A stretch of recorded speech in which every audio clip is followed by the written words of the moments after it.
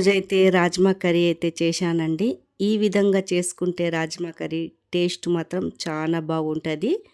దీని ప్రాసెస్ నేను ఎలా చేశానో చూపిస్తానండి. వీడియో స్కిప్ చేయకుండా అయితే చూడండి.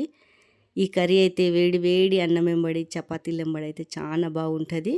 నేనైతే ఫస్ట్ ఒక గిన్నె పెట్టుకొని దాంట్లో కొద్దిగా ధనియాలు, పట్టా, లవంగ్, ఇలాచి వేసుకొని మంచిగా దోరగా అయితే ఏంపేసుకుంటున్నాను. సిమ్ము మంట మీదనే ఏంపుకోవాలా, ఇది మాడిపోతుంది లేకపోతే. తర్వాత మిక్సీలో వేసుకొని పౌడర్ అయితే పట్టుకున్నాను. అదే గిన్నెలో నూనె అయితే వేసుకున్నానండి.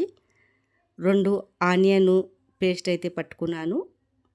తర్వాత దీంట్లో వేసుకొని మంచిగా దోరగా అయితే ఫ్రై అయితే చేసుకుంటున్నాను. 2 నిమిషాలు కొద్దిగా సిమ్ము మంట మీద ఫ్రై చేస్తే మంచిగా బ్రౌన్ కలర్లో వచ్చేస్తుంది. 1 చెంచా అల్లం పేస్టు, ఇది కూడా మంచిగా పచ్చివాసన పోయే వరకు ఈ 2 కలిపి మంచిగా ఫ్రై అయితే చేసుకోవాలా. ఇలా దూరగా ఎంపుకుంటేనే టేస్ట్ వస్తుందండి కర్రీది.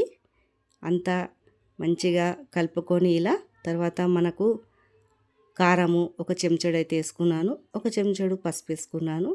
ఇది కూడా 2 నిమిషాలు మంచిగా ఎంపుకుంటానండి పచ్చివాసన పోయే వరకు. నేను ఒక 3 టమాటాలు సన్నగా తరిగి అయితే పెట్టుకున్నాను. ఆ టమాటాలు అయితే దీంట్లో వేసేస్తున్నానండి. మొత్తం అయితే కలుపుకోవాలా. ఇలా అంతా కలిపేసుకొని మనకు టేస్ట్కి సరిపోయేంత సాల్ట్ వేసుకోవాలండి. దీంట్లో నీళ్ళు మాత్రం ఏమాత్రం పోయొద్దు.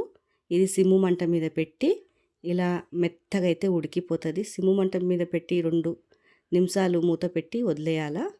మంచిగా మెత్తగా అయితే ఉడికిపోతుందండి. చూడండి, ఈ విధంగా అయితే టమాటాలు ఉడకనిచ్చుకోవాలా. తర్వాత రాజ్మాని ఉడకపెట్టుకొని పక్కకు పెట్టుకున్నానండి.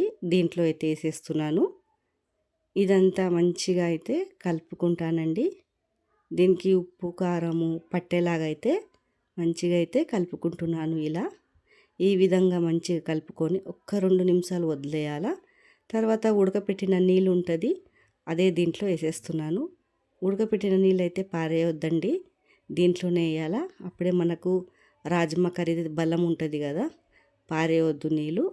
మీకు గ్రేవీ ఎంత కావాలో చూసి వేసేసుకోండి.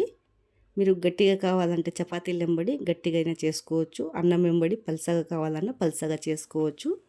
ఈ పట్టి పెట్టిన పౌడర్ అయితే దీంట్లోనే వేసేస్తున్నాను. ఇలా పౌడర్ వేసాక జరసేపు మూత పెట్టి సిమ్ మంట మీద వదిలేయాలా. దగ్గరికి అయితే వస్తుందండి. 1-2 నిమిషాలు వదిలేస్తే ఉడికేసి మంచిగా దగ్గరికి వచ్చేస్తుంది. తర్వాత సన్నగా కొత్తిమీర తరుక్కునేది అయితే దీంట్లో వేసేస్తున్నాను. ఇదంతా కొత్తిమీర తరుక్కొని దీంట్లో వేసుకున్నాక మంచిగా అయితే 1-2 నిమిషాలు అయితే వదిలేయాలండి. మంచిగా దగ్గరికి అయితే వచ్చేస్తుంది. చూడండి, ఈ విధంగా మంచిగా దగ్గరికి వచ్చేసాక దింపేసుకోవాలి. మీకు ఈ వీడియో నచ్చినట్లయితే లైక్, సబ్స్క్రైబ్ చేసి షేర్ అయితే చేయండి.